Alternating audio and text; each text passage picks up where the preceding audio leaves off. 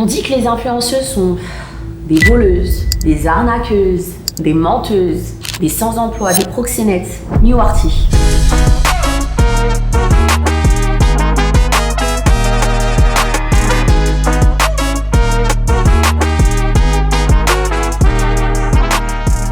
Bonjour et bienvenue dans Wartan à Kizi. Alors, le but sera de discuter de sujets quotidiens qui touchent et concernent tout le monde. On pourra échanger nos avis et ça me permettra d'échanger avec vous, ma communauté. Aujourd'hui, le sujet du jour sera l'avis sur les personnes qui travaillent à travers les réseaux sociaux. Qu'est-ce que c'est que d'être un personnage public? Les bienfaits, les inconvénients, les points positifs ou négatifs, on en parle. Alors, quand on parle de personnes qui travaillent à travers les réseaux sociaux, on pense directement aux influenceurs, aux influenceuses, qui sont tout d'abord des créateurs de contenu. Donc, ça veut dire des personnes qui vous créent du contenu au quotidien, qui vous donnent des choses à suivre, qui vous parlent de choses que vous aimez, qui vous influencent, qui vous documentent, qui vous renseignent et qui vous montrent des choses qui vous plaisent, n'est-ce pas? Ces personnes sont très facilement jugées parce que les gens estiment que c'est un métier qui n'est pas vraiment un métier. Alors qu'être influenceuse, c'est du boulot. Il faut tout le temps faire des photos, des vidéos, ce qui prend extrêmement de temps, faire des montages, donner des avis, se renseigner et vous documenter.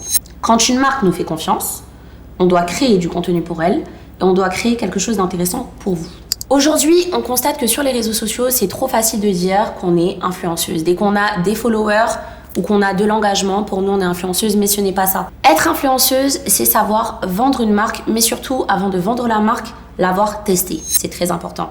Il faut savoir en parler, savoir ce qu'est un swipe up, savoir ce qu'est rediriger les gens vers un site internet et surtout, pouvoir bien représenter le monde de la marque aux internautes. Tout le monde ne sait pas le faire. Ensuite, un sujet très important aussi, une influenceuse, ce n'est pas forcément une fille facile. Oui, il faut qu'on en parle. Deuxième point important, ce n'est pas parce que vous voyez une influenceuse qui s'habille sexy que c'est une fille facile ou alors qu'elle ne sait pas bien faire son métier. Il ne faut pas avoir des préjugés. Et là, on en vient aux faits.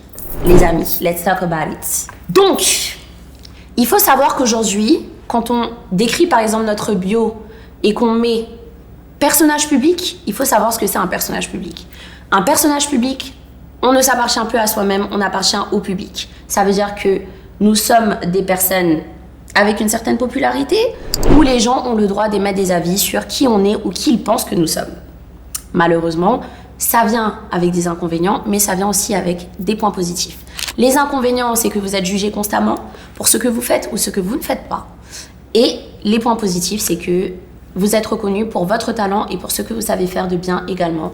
Que les gens le veuillent ou non, c'est tout simplement un fait. Quand je dis que vous ne vous appartenez plus à vous-même, c'est-à-dire que vous n'avez plus de vie privée, malheureusement. C'est ça le point négatif d'être un personnage public, les amis.